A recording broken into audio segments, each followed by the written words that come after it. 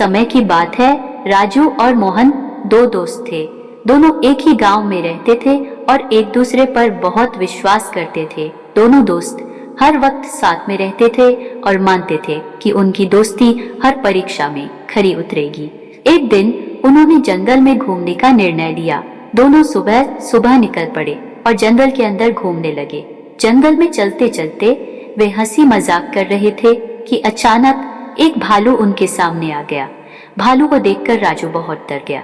उसकी आदत थी कि वह पहले अपने बारे में सोचता था, फिर किसी और के बारे में। राजू को अपने सामने एक पेड़ दिखाई दिया और बिना कुछ सोचे समझे वह तेजी से पेड़ पर चढ़ गया।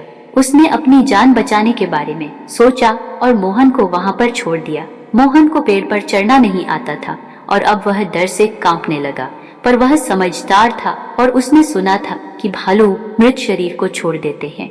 जल्दी से उसने अपने आप को संभाला और जमीन पर लेट गया। उसने अपनी सांसें रोक ली और ऐसा नाटक किया मानो वह मर चुका हो। भालू धीरे धीरे उसके पास आया और उसे सूंघने लगा। मोहन ने बिल्कुल भी हलचल नहीं की और अपनी सांस भी धीमी कर ली। कुछ ही देर में भालू को लगा कि वह सच में मर चुका है, तो उसने मोहन को छोड़ दिया और वहां से चला गया।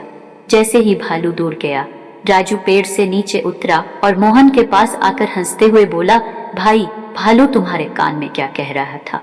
मोहन ने गहरी सांस लेते हुए कहा, भालू ने मुझे बताया कि सच्चा दोस्त वही होता है जो मुश्किल वक्त में साथ खड़ा रहे।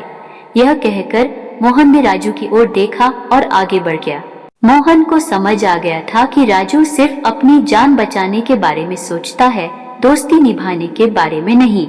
यह बात राजू के दिल को छू गई और उसे अपनी गलती का एहसास हुआ। उसे समझ में आया कि दोस्ती में सिर्फ साथ हंसना मजाक करना ही नहीं, बल्कि मुश्किल समय में एक दूसरे का साथ निभाना भी जरूरी होता है।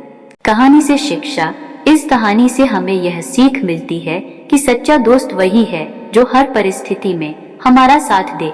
ऐसे दोस्त का साथ सच्ची दौलत होती है जो हमें कभी अकेला महसूस नहीं होने देता।